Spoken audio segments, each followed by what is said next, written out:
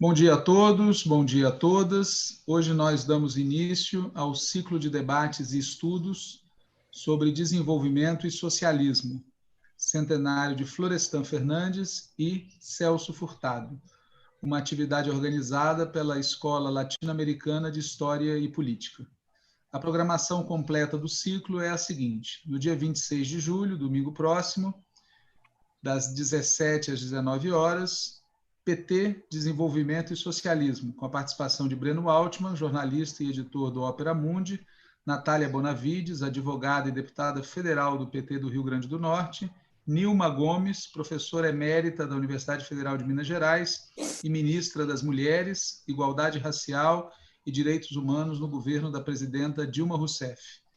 No dia 27 de julho, das 21 às 23 horas, Vida e Obra de Florestan Fernandes, com Rui Falcão, deputado federal do PT de São Paulo, Florestan Fernandes Júnior e Bernardo Recupero, professor da USP.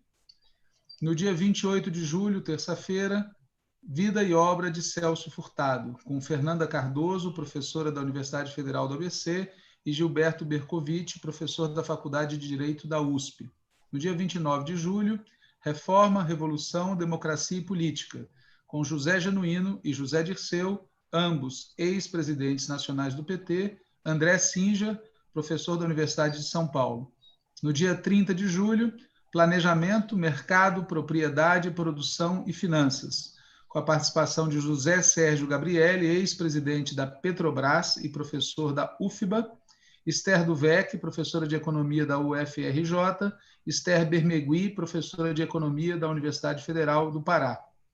No dia 31 de julho, A Nação e o Mundo, com a professora Cristina Reis, da Universidade Federal do ABC, e com a presidenta Dilma Rousseff.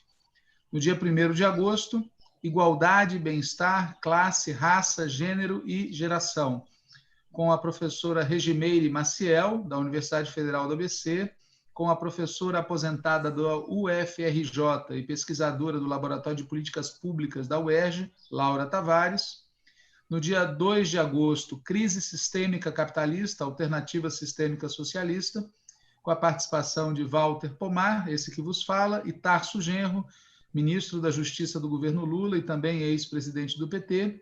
No dia 3 de agosto, leitura comentada das obras de Celso Furtado, especificamente Introdução ao Desenvolvimento, Enfoque Estrutural, Histórico Estrutural, pelo professor Vitor Chincariol, da UFBC. No dia 4 de agosto, leitura comentada da obra de Florestan Fernandes, A Revolução Burguesa no Brasil, que será feita pela professora Maria Carlotto, que nos acompanha aqui na atividade hoje. No dia 5 de agosto, leitura comentada da obra Brasil, A Construção Interrompida, de Celso Furtado. A leitura será feita por Valéria Lopes Ribeiro, professora da Universidade Federal do ABC. No dia 6 de agosto, leitura comentada da obra A Integração do Negro na Sociedade de Classes, será feita por Ramatiz Jacino, professor da Universidade Federal do ABC. E no dia 7 de agosto, encerrando o ciclo, uma mesa sobre Florestan Fernandes e Celso Furtado, dois gigantes do povo brasileiro, com a participação de Eliane Martins, professora de História e Sociologia na Escola Nacional Florestan Fernandes, Haroldo Ceravolo Cereza, editor do Ópera Mundi, Ricardo Bielchowski, professor da UFRJ, e Gleisi Hoffmann, presidenta nacional do PT. O objetivo fundamental do seminário, como está claro no título, é refletir sobre as conexões entre desenvolvimento e socialismo no contexto do Brasil de 2020 e nos anos e décadas que virão, à luz das obras de Florestan Fernandes e Celso Furtado. A atividade será realizada em uma sala Zoom e divulgada pelo YouTube. Terão acesso à sala Zoom apenas os participantes dos painéis. Com exceção dos painéis realizados em dia domingo, os demais todos serão realizados no melhor e mais agradável horário do mundo, que é das 21 às 23 horas. Brincadeira à parte, esse horário é comprovadamente de grande audiência. Os moderadores de cada painel abrirão a atividade, os painelistas terão tempo para uma fala de aproximadamente 30 minutos e o moderador, ao final, proporá uma questão para cada um dos painelistas. Bom, essa é a programação do seminário como um todo. Hoje, sexta-feira, 24 de julho, nós daremos início a esse ciclo com uma entrevista com a nossa convidada, Rosa Freire da Guiar. Os entrevistadores serão eu mesmo, Walter Pomar, professor da Universidade Federal do ABC, e Maria Carlotto, professora da Universidade Federal do ABC. Então, sem mais, agradecendo aqui a presença da Rosa Freire da Guiar e de outras pessoas que nos acompanham aqui na sala Zoom, eu passo a palavra para a professora Maria Carlotto dar as boas-vindas para a nossa convidada e já iniciar a entrevista que está sendo gravada e também transmitida pelo YouTube online. Maria, com a palavra, por favor. Bom dia, Rosa. Bom dia a todas e todos que nos escutam agora, né, ao vivo. E boa tarde ou boa noite aos que verão essa entrevista depois. Eu queria, então, começar agradecendo muito a Rosa por ter se disposto a conversar conosco e já iniciar pedindo, né? Eu acho que seria importante começar com você falando um pouco de você, né?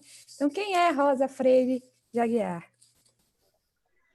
Obrigada, Maria, muito obrigada, Walter, pelo convite. Bem, eu sou carioca, fiz jornalismo durante alguns anos no Rio de Janeiro, depois eu vim para a França como correspondente da revista Isto É, bem no início da Isto É, quando o Mino Carta fundou a revista. Antes eu estive aqui como correspondente da Manchete, e trabalhei muitos anos aqui na França, onde eu conheci Celso, nós nos conhecemos numa feijoada, não podia deixar de ser, né?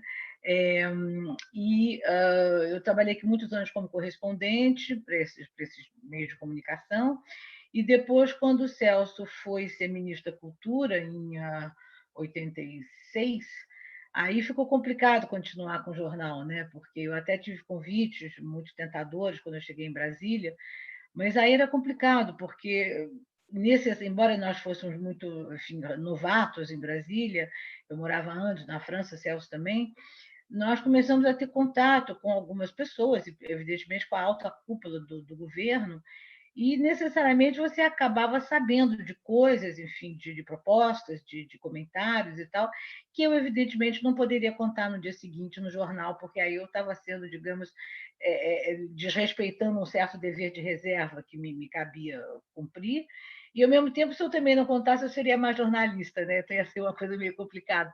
Então, eu desisti de jornalismo, a gente sempre guarda um lado de jornalista, né, até acho que o resto da vida, mas eu aí comecei a trabalhar no mercado editorial, comecei a fazer traduções, trabalhei como colaboradora com a Paz e Terra, e estou há muitos anos trabalhando como colaboradora, basicamente, da Companhia das Letras e de outras editoras, e estou nessa coisa de tradução, edição de livro, há muitos anos. Eu trabalho um pouco aqui, eu estou na França no momento, eu moro no Rio, fico um pouco lá, um pouco cá, e vou tocando a vida. É mais ou menos, digamos, em poucas palavras, não tanto, mas, enfim, é mais ou menos essa a história. Então, a nossa segunda pergunta, você em parte já respondeu, que era justamente, segundo a gente, né, consta na biografia sua e na do Celso, em alguma medida, nos registros biográficos, vocês se conheceram em 78. A princípio, a gente ia se perguntar como vocês se conheceram, né? Mas eu queria transformar essa pergunta numa outra que está relacionada, que é como era esse ambiente, né, na França, no contexto da ditadura militar, né? Então, muitos brasileiros estavam lá fugindo desse contexto, exilados, autoexilados ou exilados formais. Então, como era esse ambiente em que vocês se conheceram? Olha, eu posso dizer um pouco do exílio em geral, quer dizer, eu não vi como exilada, tá? Celso estava aqui exilado desde 64, eu não. Eu tive mínimos problemas em relação enfim, à vida dos exilados. Quando eu estava no Rio, eu achei melhor sair do Brasil, mas eu nunca me senti exilada. Celso, sim. Trabalhando agora com... Eu estou fazendo... Eu já vou aproveitar e falar de um livro que eu acabei de fazer, que vai entrar no prelo já, sobre uma seleção da correspondência de Celso. E nessa correspondência, uma grande parte, acho que a maior parte, são as cartas da época do exílio. Ele passou 20 anos na França, 21, e foi, obviamente, durante esses anos de exílio que ele mais praticou, digamos, a arte a arte epistolar, digamos assim, né? O que é natural, porque ele morava fora, né? E por aí eu caí em cartas, muitas cartas de exilados, tem muita troca entre eles, e é muito duro, quer dizer, o exílio é muito duro, não é quase parece assim uma coisa, uma frase acaciana, mas exílio não é para qualquer um, quer dizer, e às vezes não é para exilado, quer dizer, exílio é muito duro, em condições, e olha que eu estou falando das condições dos que eu conheci aqui, que são absolutamente excepcionalmente boas em relação a outros que sofreram muito mais. Mas é muito difícil, é muito duro você nessas cartas, sobretudo quando o Celso sai do Brasil, o golpe militar é em abril, início de abril, no finalzinho de março, enfim, ele sai do Brasil em maio e passa primeiro 3 meses no Chile dando um curso para rever as teorias da CEPAL de 10 anos antes. Bom, e lá já havia no Chile ou exilados ou autoexilados que achavam que não era o caso de voltar para o Brasil.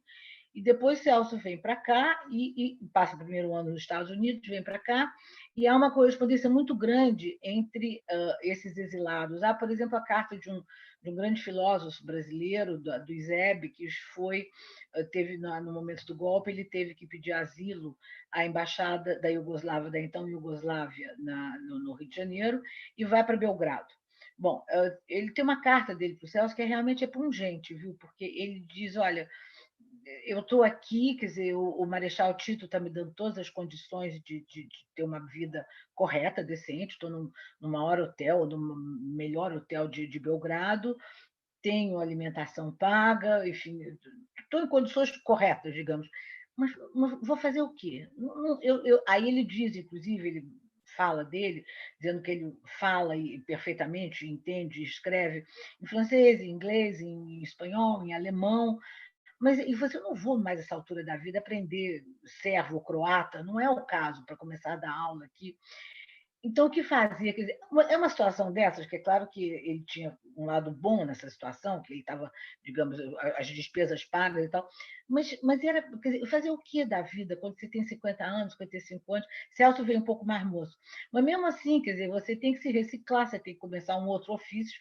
No caso do Celso, foi ser professor, ele nunca tinha sido professor no Brasil, muito menos universitário, nem no Brasil, nem em outro lugar. E ele descobriu uma nova profissão, quer dizer, você tem que se habituar a ter uma. Mas não é só ele, toda essa gente que veio ali em 64, estavam já no exílio, Miguel Arraes, José de Castro, Valdir Pires, quer dizer, alguns, Darcy, Tiago de Mello, era muita gente, e cada um tendo que reinventar a própria vida, com os problemas paralelos de saúde, de famílias separadas, problemas financeiros importantes. Então, havia um pouco esse clima aqui, nesses anos 70, quando eu conheci Celso. Basicamente, a colônia, digamos, brasileira em Paris era muito pequena. Eu me lembro que uma vez eu fui renovar a carta de séjour, que é o visto de residência que eu tinha, e eu conversando com o pessoal, quem dá é a polícia, né? A polícia de imigração, enfim, que dá, e eu perguntei mais ou menos quantos brasileiros havia, ele falou só, olha, em Paris estavam uns 4 mil, o que é nada, hoje em dia deve haver, sei lá, 40 mil, 50 mil, sei lá, hoje é muito, muito mais. E era um perfil basicamente de estudantes e de muita gente exilada ou autoexilada, ou enfim, ou exilada. Havia uma espécie de uma solidariedade, eu diria, muito grande, quer dizer, uma espécie de. Havia uma coisa curiosa chamada o FBI, que não era o FBI, mas era a Frente Brasileira de Informações, e que de propósito puseram esse nome FBI para fazer uma brincadeira. E era, quer dizer, hoje em dia é muito mais fácil, mas havia uma espécie de transmissão das notícias, de como ia, e havia uma grande solidariedade. O que me vem à mente para descrever esse momento, a pequena colônia brasileira que havia aqui, era essa de solidariedade. Solidariedade e uma espécie de ajuda mútua, e tudo isso havia muito visível aqui. Agora, é claro que depois isso vai mudando, o perfil, inclusive, da colônia de brasileiros na França mudou muito. Hoje em dia você encontra muita gente que vem para trabalhar mesmo, independente de qualquer problema político. Mas naquele momento eu acho que era mais isso que chamava a atenção. Muito bem. Rosa, agora é minha vez de fazer uma questão. Eu queria lhe perguntar sobre o trabalho de preservação da memória e do legado né, da obra do Celso Furtado. Você começou a falar da questão das cartas. Aqui no Brasil, a gente ouviu muito sobre o Centro Celso Furtado, depois houve toda uma polêmica a respeito. O que você pode falar para nós sobre isso, sobre o trabalho de preservação dessa memória, desse legado? Olha, Walter, eu fiz um trabalho, continuo a fazer, agora menos, mas o Celso morreu faz em 2004, quer dizer, vai fazer 16 anos que ele morreu, né? Já no ano seguinte, à morte dele, eu sou herdeira dos arquivos dele, né, da papelada, digamos, e de parte dos direitos autorais e tal. Eu comecei a perceber que eu conhecia bastante bem a obra dele, mas longe de conhecer tudo. Agora eu li praticamente tudo. Ainda tem uns 2 ou 3 livros que eu nunca li, que para mim são mais difíceis de atravessar, que são livros mais de teoria econômica. Bom, e eu não sou economista, né? Mas eu percebi que valia a pena levar aquela obra adiante. Quer dizer, então, como eu estou muito ligado ao mercado editorial, eu juntei, digamos, as duas facetas, né, o Celso e o meu trabalho de mercado editorial, e propus com algumas editoras grandes de fazer o que primeiro a gente chama de edições definitivas. Quer dizer, as edições definitivas de algumas obras do Celso, eu já fiz umas 4 ou 5, de livros que eu acho importantes na obra dele. A edição definitiva, basicamente, é aquela a partir da qual deverão ser feitas as futuras, né? E quem normalmente faz a edição definitiva é ou quem conhece muito a obra. No meu caso, eu não conhecia tanto, assim, tem muita gente que conhece muito melhor a obra de Celso do que eu, mas que eu tinha, em compensação, a sorte de ter os arquivos dele comigo e de poder cotejar as edições que já tinham saído com os originais ou manuscritos ou datilografados, ainda na época da máquina de escrever, ou digitados, enfim, bom, havia de tudo, né? E eu peguei, então, esses livros, os que eu achava mais importantes, cotejei com os originais, porque havia realmente gralhas, erros, lapsos, isso havia mesmo das edições anteriores. E, a partir dali, fiz algumas notas que eu julgava importantes para, digamos, para situar algum aspecto da obra, evidentemente como nota minha, não como nota de Celso, né? Enfim, nota de rodapé, as minhas e não as dele. E nós pedimos prefácios novos para contextualizar cada obra dessas. Então, eu editei 4 livros pela Companhia das Letras, entre eles Formação Econômica do Brasil, que é o livro mais conhecido, que a gente pediu prefácio para o Beluso, e depois mais 3, e também pela Contraponto, com César Benjamin, eu também editei mais um livro das chamadas edições definitivas. Bom, depois desse primeiro trabalho, de certa forma, para levar os livros dele às gerações mais novas, e um livro mais bonito, digamos, como objeto, livro mais bem feito, mais caprichado, mais arejado, com capas novas e tal. Depois teve um outro trabalho que eu achei importante, que era um pouco certos textos de Celso, de mostrar um pouco, não só o texto, mas o contexto, né, em que ele foi escrito e tal. Aí eu dei um mergulho inicial nos arquivos dele e criamos uma coleção com o Centro Celso Furtado e a Contraponto, a editora do César Benjamin. Eu criei uma coleção chamada Arquivos Celso Furtado. Por essa coleção, eu fiz 6 livros já, e também parei. Agora você vai ver, porque eu comecei uma outra coisa depois. Esses 6 livros eu fiz mais temáticos. Então, por exemplo, o primeiro que eu fiz foi sobre a Venezuela, 2008. Eram textos de Celso, alguns textos importantes que ele tinha feito sobre a Venezuela, tanto na época que ele estava na CEPAL, nos anos 50, como depois nos anos 70. Havia alguns textos perfeitamente técnicos, digamos assim, do economista da CEPAL, técnico, e depois textos mais de cunho político, e ele mostrava, finalmente, o problema-chave da Venezuela, que era você ter uma abundância de divisas, mas não necessariamente o país se industrializava e dava o salto para o desenvolvimento. Não era um ato contínuo, digamos, não era necessariamente que isso ia acontecer.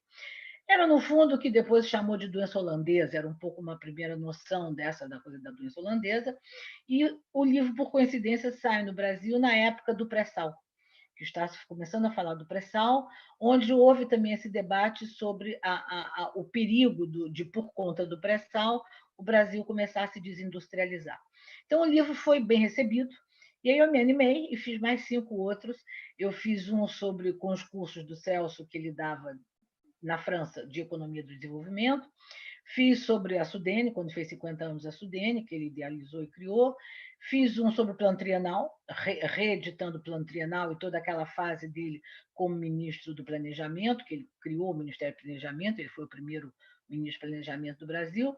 Fiz um outro sobre cultura, que aí cultura é uma coisa curiosa.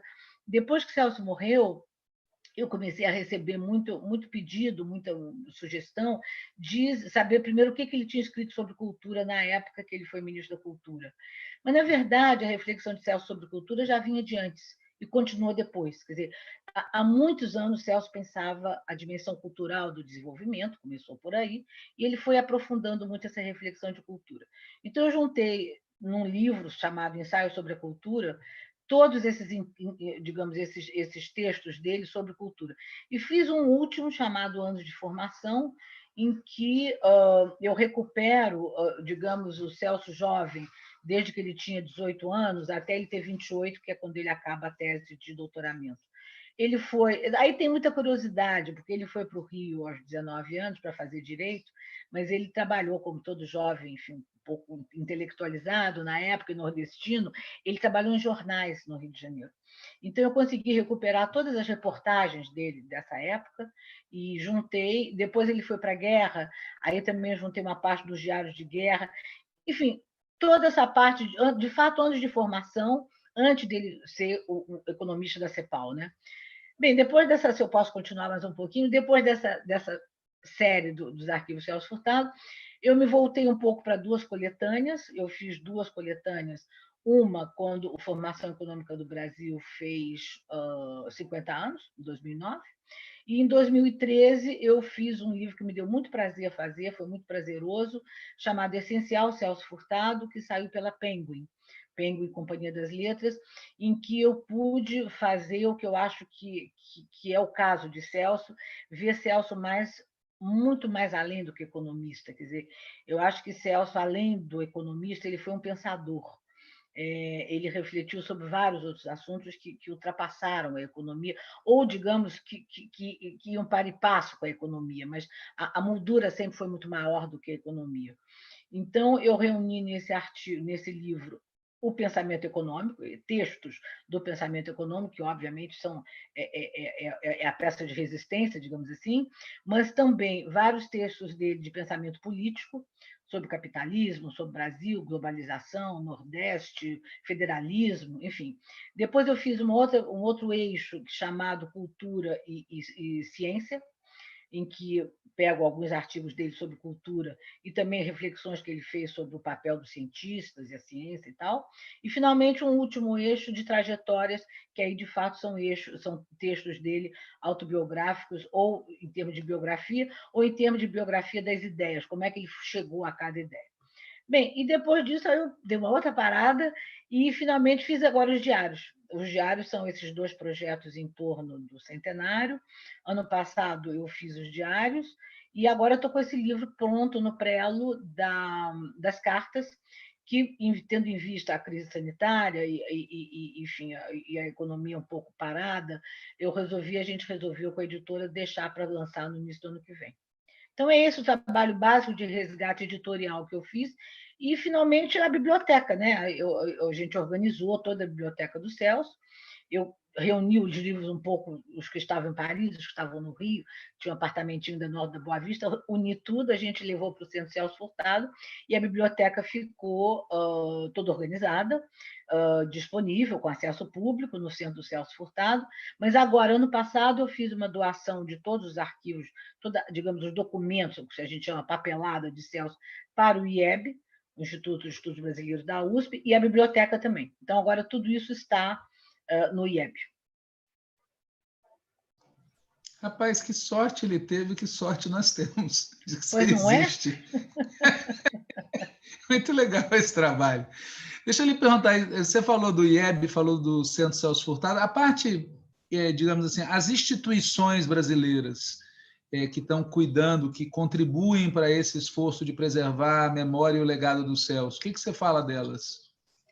Centro Celso Furtado, IEB, etc. Como? Não, isso. Essas instituições que estão cuidando também do legado, o que você nos fala delas? Olha, eu acho que nós tivemos muita sorte, quer dizer, eu digo nós que eu, depois que o Celso morreu, e pensando um pouco o que acontecer, só rapidamente um pouquinho antes, Celso teve, digamos, três bibliotecas, digamos assim. Ele, quando até 64, os livros dele estavam basicamente no Brasil, né? Rio de Janeiro, um pouco na Sudene, quando ele mora 6 anos no Recife, e claro que quando ele vai para o exílio, leva a mala só, né? Não leva livro nenhum, nada disso, né? Depois ele conseguiu fazer, quando ele sai do Recife, tinha uma boa quantidade de livros lá. Ele, nessas alturas, ele conseguiu, quando ele já estava exilado, que a família dele fizesse essa mudança, digamos, e recepcionasse os livros dele no Rio de Janeiro. Então, tinha essa biblioteca, digamos, até 64. Quando ele vem para a França, ele se torna professor, ele fica professor aqui durante 20 anos e forma uma outra biblioteca, e que é uma biblioteca muito de professor, realmente, de muito e professor de economia de desenvolvimento, economia latino-americana, e centrado na Europa, com aberturas para assuntos do mundo inteiro, do ponto de vista, digamos, dos países desenvolvidos. Ele está aqui formando essa biblioteca, que era, eu diria, a maior, numericamente era a maior. Quando a gente volta para o Brasil em 85, também praticamente não veio o livro, os livros daqui ficaram aqui. E aí ele começa uma terceira biblioteca no Rio de Janeiro, e a partir de 85, e aí já se mistura com a minha, porque aí já tem livros nossos, digamos, né? Quer dizer, a gente, não os livros mais de economia, de ciências sociais, esses eram mais dele, ele comprava. Agora, a gente era rato de livraria, a gente ia na livraria, eu comprava livro, não tinha a história do livro meu e livro dele, eram livros nossos, né? Então, essa parte toda estava no Rio de Janeiro. Na verdade, a grande, como é que eu posso dizer, a grande preocupação de Celso, aqui de onde eu estou te falando, aqui atrás agora tem alguns livros, tem algumas coisas dele ainda aqui atrás, que eu não levei, porque eu achei que eu ainda vou ler, deixei aqui. A grande preocupação era o que fazer com essa biblioteca, a daqui, se referia a daqui. Eu dizia, Celso, eu faço o que você pediu para eu fazer, eu faço, o que der para fazer, eu faço. Mas a grande dificuldade era, evidentemente, levar essa biblioteca para o Brasil, né? E o que acabou que você sempre acha que é mais difícil, mas na hora que você acabou de fazer, você acha que não foi tão difícil assim. Deu trabalho, mas enfim, mas deu para fazer. Quando foi criado o Centro Celso Furtado, o Celso morre em 2004, o Centro é de 2005, um ano depois, mais ou menos, de quando ele morre. Eu fui procurada, como o Centro Celso Furtado, como você deve lembrar, foi uma espécie, não com esse formato que acabou tendo, mas tinha sido uma sugestão do Lula, um pouco antes de criar um centro de políticas de desenvolvimento, ao qual se daria o nome de Celso. A ideia era essa. Bom, eu passei um tempo na França depois que Celso morreu. Quando eu volto ao Brasil, o centro estava sendo criado. Eu aí ofereci a biblioteca do Celso, desde que ela tivesse acesso ao público, desde que ela fosse acessível ao público. E o centro topou. Então, eu fiz a doação da biblioteca do Rio, digamos, para o centro, mas tinha que fazer a de Paris, né? Tinha que transportar. Eu consegui fazer o transporte, não foi tão difícil assim, eu mesmo embalei, porque não havia mais, digamos, transportador interessado em levar só livro. Eles queriam levar livro e mais alguma coisa. Eu digo, não tem nada, só tem livro para levar. Enfim, mas deu para levar. E essa biblioteca ficou muito bem guardada, muito bem catalogada dentro do Centro Celso Furtado. Nós fomos acolhidos pelo BNDES. O BNDES deu 2 salas ao Centro Celso Furtado, uma pequenininha, uma salinha pequenininha, que era, enfim, para os 2 ou 3 funcionários do centro, e a sala um pouco maior, que também não era muito grande, mas era um pouco maior, para a biblioteca. Tanto é verdade, ela ficou bastante bem arrumadinha, mas, digamos assim, com pouco espaço, não era um lugar muito espaçoso, mas deu para pôr a biblioteca. E, inclusive, os livros que não eram necessariamente de ciências sociais, de ciências humanas, eu deixei um pouco, eles foram catalogados, mas continuaram lá em casa. E nós ficamos no banco muitos anos, durante todo, nós chegamos ao banco, se não me engano, o Fioca, que era o presidente do banco. Antes tinha sido o Mantega, o Guido Mantega, que já estava saindo, depois veio o Fioca, depois o Luciano Coutinho, e eles foram impecáveis com o Centro Celso Furtado, emprestando essas salas para o Centro Celso Furtado, uma pequenininha e um pouquinho maior. Num dado momento, nós fomos para o prédio novo que o BNDES alugou, na mesma Avenida Chile.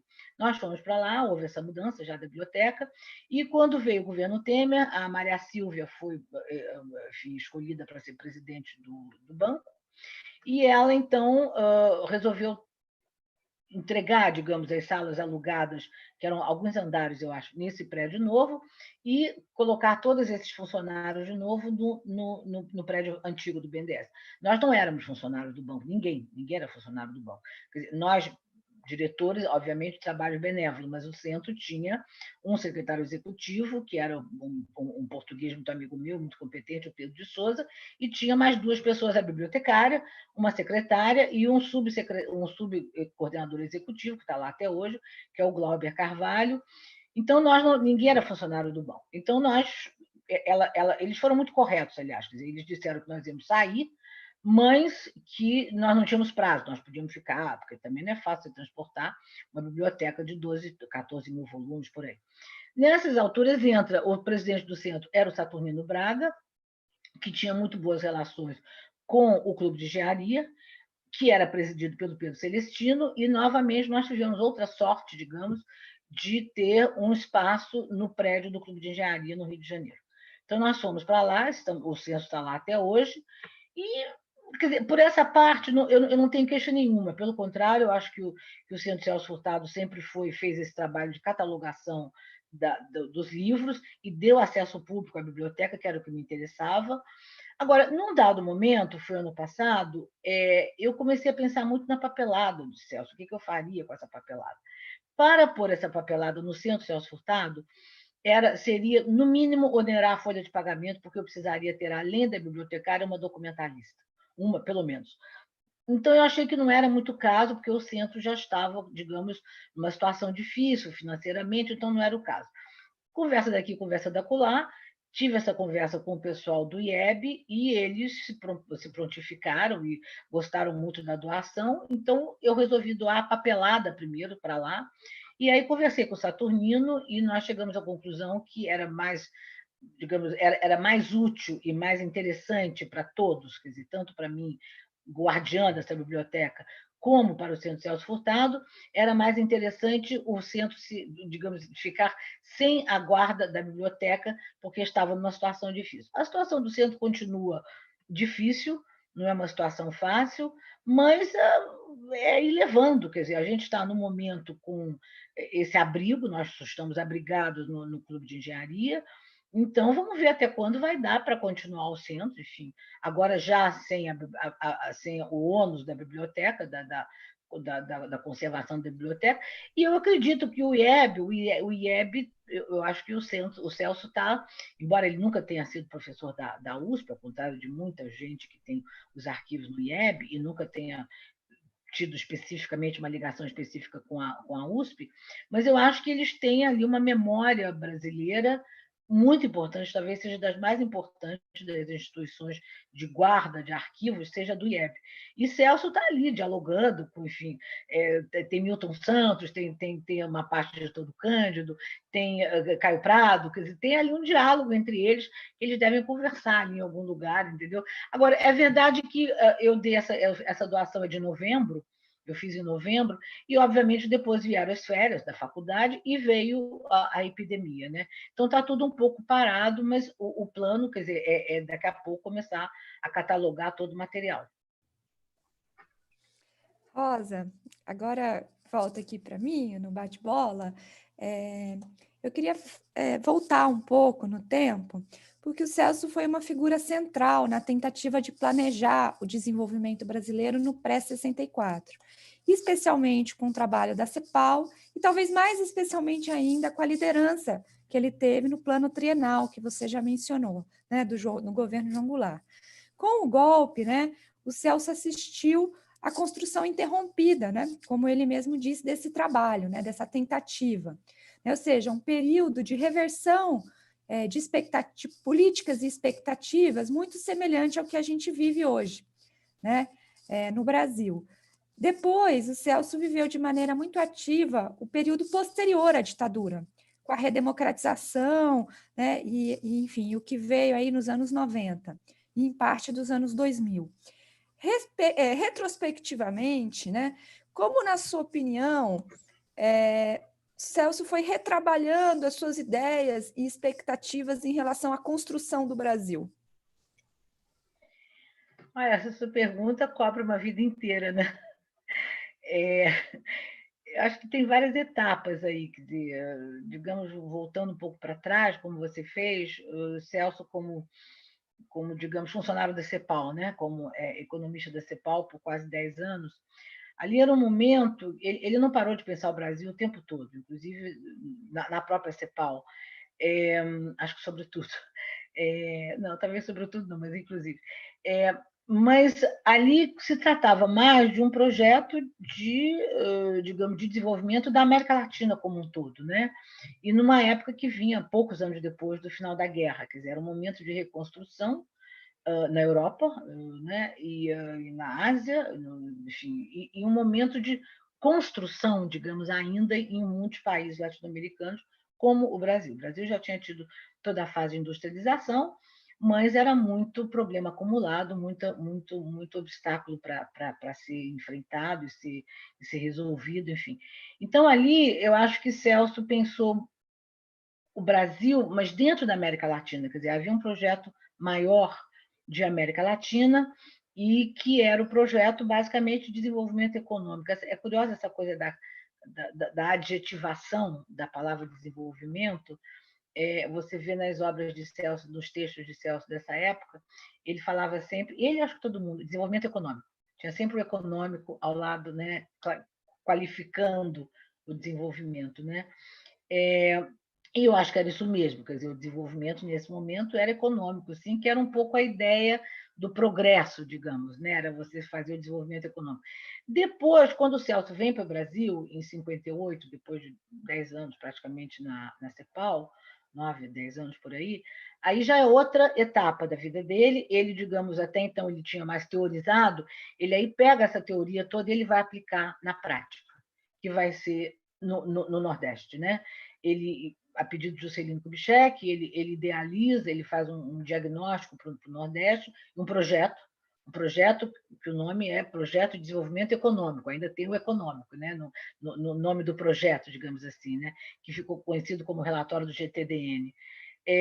Então, ele faz, quer dizer, a ideia é desenvolver, é sempre assim, um local dentro de um maior, né?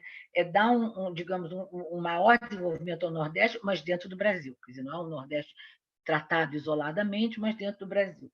E ali você começa a ver nos textos dele, também é curioso, que ele acrescenta a palavra social. Então, é desenvolvimento econômico social. Desenvolvimento econômico social. Claro que depois ele vai. O Celso, a vida inteira, eu acho, ele foi acrescentando novas dimensões à ideia de desenvolvimento. É uma ideia que, sem sombra de dúvida, é a ideia sintetizadora, eu acho, da vida dele, dos trabalhos dele, mas é uma ideia também muito ampla, porque ele vai incorporando outras dimensões, a parte social muito forte, depois a parte ambiental, depois a componente cultural do desenvolvimento, tudo isso vai formando um todo. E os últimos artigos dele, últimos mesmo, assim, umas 2, 3 semanas antes dele morrer, ele tem uma visão muito completa, muito, enfim, não gosto muito dessa palavra, mas enfim, muito holística do desenvolvimento. Agora, é claro que essa construção é isso mesmo, a construção vai para trás, vem para frente, vem para trás. Na época quando ele sai, algum planejamento continua a existir, evidente, quer dizer, não há a menor dúvida. Agora, ali tem uma diferença, ontem alguém me perguntou isso, eu estava até falando para outra pessoa, é a coisa do planejamento democrático, do planejamento quer dizer, estatal, né, digamos assim. O planejamento para Celso, e quem tiver vontade de ler isso, vale a pena ler nesse último livro que eu fiz, chamado Os Anos de Formação, que eu fiz pela Contraponto, acho que é 2014 que eu lancei, eu tenho ali os primeiros ensaios de Celso sobre planejamento. Na época ainda se chamava programação, não era tão planejamento que chamava, e ele, em que ele fala, ele já tinha estudado um pouco o planejamento, a programação, digamos, nos Estados Unidos, que ficou muito na moda isso no final da guerra nos Estados Unidos, por vários teóricos que eram estudados nas escolas de administração e planejamento. Depois ele estudou, quando ele veio para cá, o planejamento francês, planejamento do pós-guerra, que na França foi quando nasceu, inclusive o Ministério do Planejamento, foi aqui na França no final, para planejar a pobreza, digamos, planejar a retomada da França no pós-guerra, e o planejamento soviético, que era, digamos, que era o planejamento estatal, com tudo muito delineado, como a sociedade tinha que se comportar, os planos quinquenais, né, que foram feitos naquela época na União Soviética. E, na verdade, a ideia de Celso era outra, quer dizer, era um planejamento em contato e resultante e resultado das forças políticas da sociedade, das forças mais ou menos organizadas, dos partidos, dos sindicatos, do Congresso, enfim, a partir daí que se faria um planejamento tendo acesso às reivindicações, às propostas de vários grupos da sociedade, para o planejamento poder infringir. Quer dizer, eu acho que é importante isso, porque quando se fala de planejamento hoje, tem muita gente que treme nas bases. O Estado vai se meter em tudo. Não, não é isso. Não é isso mesmo. Quer dizer, eu acho que tem que ler o que é um planejamento democrático. Como foi o francês? O francês, no final da guerra e até hoje, quer dizer, você não pode acusar a França de ser uma economia estatizada, nem estatal. Mas houve momentos em que foi necessário fazer nacionalizações e que deixaram de ser feitas depois. Elas voltaram para a iniciativa privada. Houve momentos em que foi necessário o papel maior do Estado, como, aliás, agora. Agora, nesta pandemia, curiosamente, que você não pode chamar o Macron de um presidente de esquerda, muito menos o ministro da Fazenda dele, o Bruno Le Maire, que é uma pessoa que vem do centro-direita, mas eles perceberam o papel do Estado, não só como promotor, digamos, mas como incentivador e como protetor. Enfim, está tocando o telefone, mas não se preocupe que eu não atendo ele. Então, então, eu acho que isso é uma coisa que agora é uma construção, como o Celso disse, e ele teve a sorte, como você lembrou, de, depois do exílio, ainda ter podido participar de novo do país num momento em que foi um momento importante da Constituição, depois da anistia, digamos que começou a anistia de 79, digamos ter começado em 80 até 88. Essa década dos anos 80, se economicamente ela foi, todo mundo diz que foi uma década perdida, mas para o Brasil, digamos, para a reconstituição do tecido social, político, institucional brasileiro, foi, a meu ver, uma década muito importante. Saber lutar contra o inimigo, fazer uma frente, as frentes amplas que surgiram naquele momento foram as frentes que aceleraram a queda do regime militar, formaram outra frente em torno de Tancredo, depois Tancredo morre, começa a se esgarçar essa frente com Sarney, mas ela chegou até o final da Constituinte, né, que foi a nova Constituição. Eu acho que foi um momento de transição muito importante no país, e Celso teve, eu acho que é uma sorte, quando eu penso em outros exilados, por exemplo, eu penso muito em Josué de Castro, que morreu no exílio, quer dizer, que não teve a oportunidade de, depois da punição, voltar e ter uma espécie, digamos, de anos em que poderia ter havido uma retomada dos ideais que foram banidos lá atrás. Celso teve essa oportunidade, eu acho que. Agora, a construção é difícil, né? É difícil. No momento que ele escreve esse livro, que ele dá esse título para o livro, que eu acho um título muito feliz, era um momento em que foi ali, digamos, o final do Collor, quando o Brasil começa a se abrir, era aquele momento das EPEs, das aberturas, da guerra fiscal entre os estados. Foi nesse momento, 92, que Celso escreve esse livro que dá esse título. Mas depois, quer dizer, a construção vai e volta, você dá 3 passos à frente. O problema agora é que, pelo visto, você está dando só os passos atrás, né? Falando da participação dele na política nos anos 80, né? Ele, assim, para alguns, ele fez nesse momento uma inflexão na carreira, né? No sentido de que ele passa a atuar muito mais na dimensão cultural. Para outros, você mesmo lembrou, não é exatamente uma inflexão, porque ele sempre se preocupou com essa questão e era absolutamente coerente com o que ele pensava sobre o desenvolvimento, né?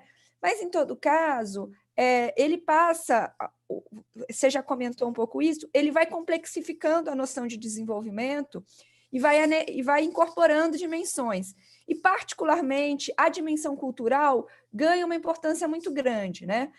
Para a obra do Celso Furtado e para o pensamento dele sobre desenvolvimento. Hoje, né, a dimensão cultural, ideológica, ela se mostrou muito relevante, né, no contexto brasileiro, cada vez mais. Então, eu queria que você comentasse um pouco como é que você enxerga essa preocupação crescente do Celso Furtado com a dimensão cultural, ideológica do processo de desenvolvimento. Olha, ideológico, eu não sei se é tanto quanto outras dimensões, porque o que eu acho interessante no pensamento de Celso é que ele começou com a economia, mas já desde o início incorporando outras ciências sociais. Ele dizia, por exemplo, algumas frases, assim, que é uma frase, enfim, que ele disse em algum momento, em alguma entrevista, que, por exemplo, ele jamais poderia entender o que fosse um problema meramente econômico. Então, ele fala, por exemplo, a inflação não é um problema econômico, é um problema político, e por aí ele vai. Depois ele tem uma outra frase que ele diz: a política econômica é muito mais importante o político do que a economia. Então, quer dizer, ele sempre foi uma pessoa, desde os primeiros livros dele. Agora, isso é um pouco, talvez, como é que eu posso dizer, consequência do pensamento da CEPAL.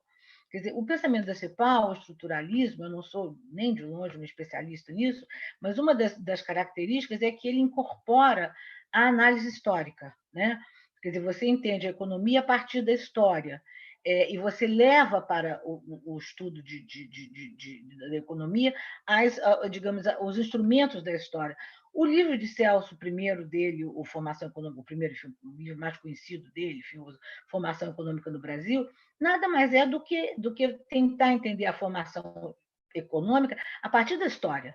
Então, ele levou, quer dizer, eu acho que tem um Celso historiador em algum lugar aí, que ele leva sempre a história para estudar os problemas econômicos, sempre, e outros problemas. Depois ele vai incorporando as outras dimensões, como eu falei com você. Uma coisa importante também no pensamento de Celso, que eu acho que ele foi um dos primeiros a pensar, foi a dimensão ambiental do desenvolvimento. Em 74, meados dos anos 70, ele escreve um livro fininho, chamado O Mito do Desenvolvimento Econômico, é de 74. Nesse livro, ele percebe que ele ficou muito influenciado, não influenciado, mas muito impactado com um relatório que tinha saído na época, feito pelo Clube de Roma, chamado Limite ao Crescimento.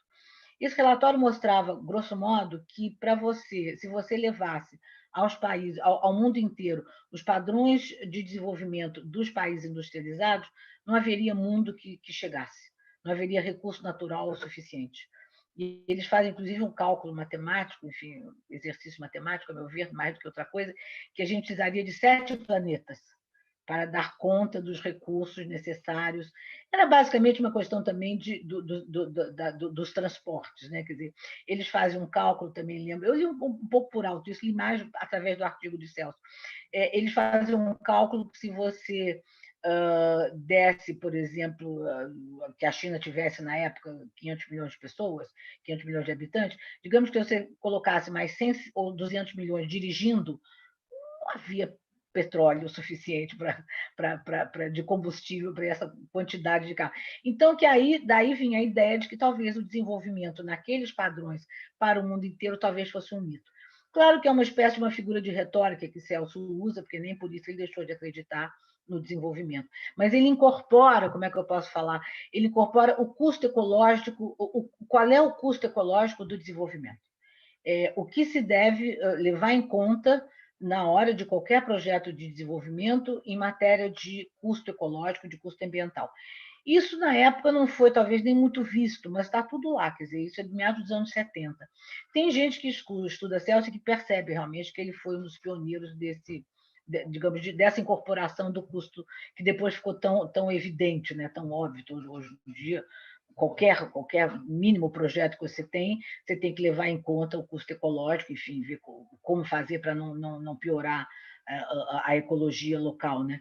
Depois, a coisa da cultura começou pelo que eu percebo um pouco, pela dimensão cultural do desenvolvimento, não incorporando a cultura como tal, mas mostrando como eram os padrões de consumo e culturais dos países subdesenvolvidos que queriam imitar é o que o Celso chamou de mimetismo cultural. Quer dizer, havia essa espécie de mimetismo de você imitar os países desenvolvidos num país que tinha uma renda per capita 10 vezes menor do que a renda per capita do país imitado, digamos assim. Né? Necessariamente isso levava à concentração de renda. Quer dizer, ia concentrando a renda dos poucos que poderiam praticar, digamos, esse mimetismo cultural.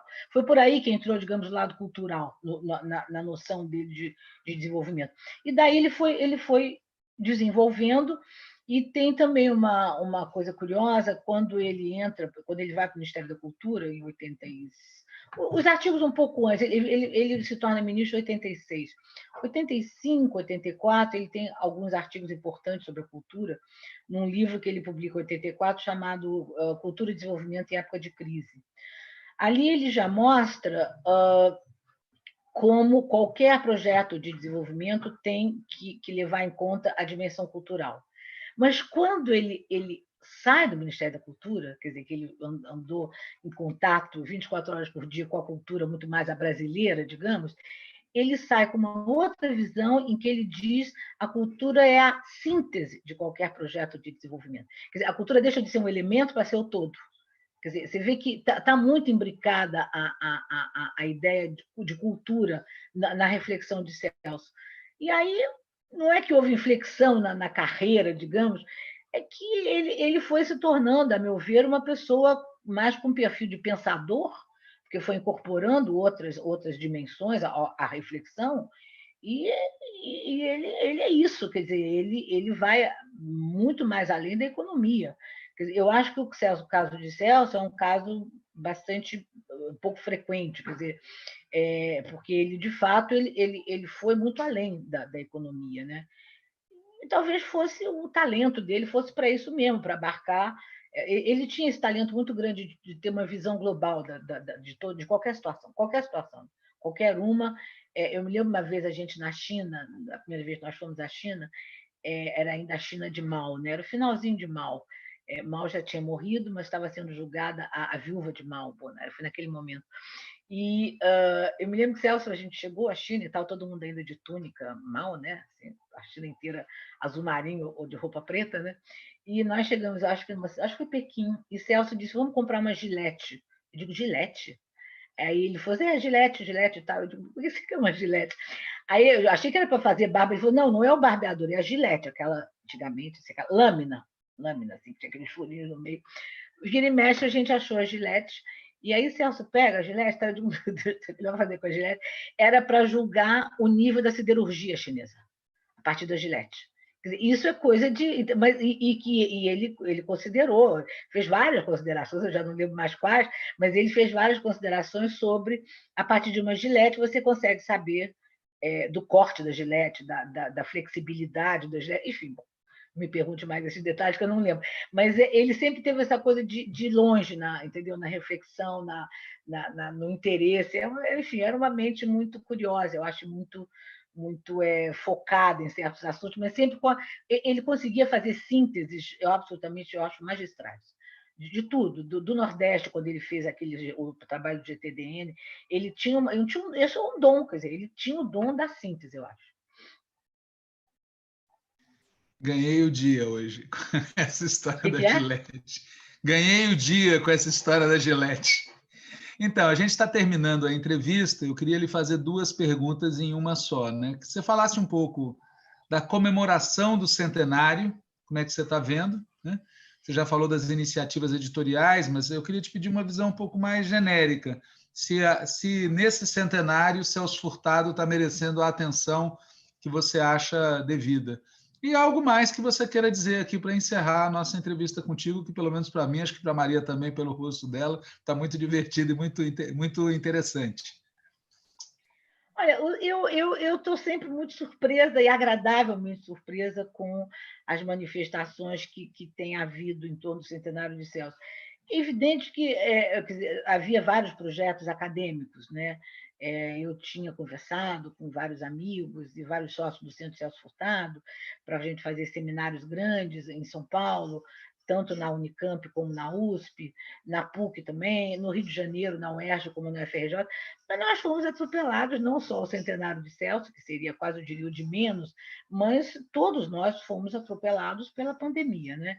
Então, é claro que esses encontros maiores, haveria, enfim, a presença de vários intelectuais, de gente do mundo inteiro, isso tudo, obviamente, foi anulado ou cancelado, enfim, talvez adiado quando o mundo melhorar, enfim, bom, isso era de esperar, bom, dos males o menor, digamos, enfim, bom, tudo bem.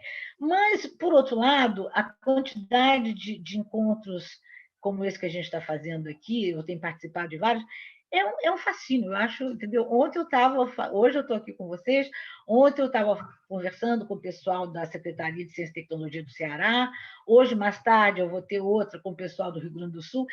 São públicos que você talvez não atingisse necessariamente com um encontro, um grande seminário sobre Celso na USP, por exemplo. É outro tipo de público. E é muito bom. Eu acho que isso leva, digamos, um pouco do pensamento dele, um pouco das ideias dele, é o que me move, aliás, a minha ideia é essa, quer dizer, o que me faz sair, inclusive, do meu trabalho, digamos, para fazer esse tipo de coisa, é um pouco isso, é um pouco essa ideia de que me cabe como, quer dizer, enfim, eu tenho bastante consciência da herança intelectual, do peso, do valor da herança intelectual que me coube, digamos, né? Então, agora eu sinto muito mais como um dever do que... Tem gente que diz, mas você tem direito. Eu digo, não, direito, tudo bem, mas eu sinto como se fosse um dever levar isso um pouco adiante, na medida do possível, que as pessoas leiam um pouco mais Celso. Olha, eu não estou brincando, tem coisas que eu leio hoje dele que são de uma atualidade. Eu digo, meu Deus, parece que eu estou lendo alguma coisa que ele escreveu semana passada. É impressionante como ele não ia muito, quer dizer, raramente ele ia ao detalhezinho no livro, fica sempre aquela visão global, aquele pensamento global, entendeu? Do país inserido no mundo. É muito impressionante. E tem uma frase bonita de Celso, e com essa eu termino, em que ele diz que nem sempre as ideias perdem em vigor digamos, com o tempo, ao contrário, muitas delas ganham em vigor. Então, eu acho que tem várias ideias de Celso sobre o Brasil, vários textos dele, eu estou tentando divulgar um pouco esses textos agora em torno do centenário, que ganharam muito em vigor, quer dizer, ganharam em atualidade. Eu acho que é isso, quer dizer, se eu conseguir, dessa nossa conversa, que alguém leia alguma coisa além de Celso e perceba a importância do trabalho dele, já estamos com a nossa live ganha, digamos assim, né? E eu só tenho a agradecer a vocês, enfim, para qualquer outro momento, a gente pode, quando saírem as cartas, a gente fará certamente um outro encontro, e eu espero que presencial, e agradecer muito a vocês, a Maria, você, Walter, e a gente continuar para frente, enfim, e ver o que dá para fazer por esse paizão imenso, né? Muito obrigada a vocês. Acho que o Walter tem que sair em alguns instantes, então eu vou aqui encerrar. Então, eu queria muito, Rosa, agradecer em nome da ELAP, em nome do Walter, em meu nome, a sua participação hoje. Eu acho que ficou muito claro para todo mundo que, além de companheira de vida do Celso, você talvez seja uma das maiores especialistas na vida e obra do Celso Furtado. Então, você cumpre um papel muito importante, né, para os estudiosos do desenvolvimento, para os estudiosos do Brasil e, particularmente, para todos aqueles que sonham com a construção do país. Então, eu queria muito agradecer a você a disponibilidade do seu tempo, dizer que a gente quer fazer mais eventos como esse. A UFABC é uma grande leitora de Celso Furtado e a ELAP também. Então, queríamos te agradecer a todo mundo que acompanhou, a todo mundo que está assistindo. E já que o Walter está aí, Walter, fala aí suas palavras de encerramento. Então, obrigada. Gente, muito obrigada. Obrigada, muito obrigada. Rosa. Obrigada tchau, a todo muito mundo. obrigada. Tchau, tchau.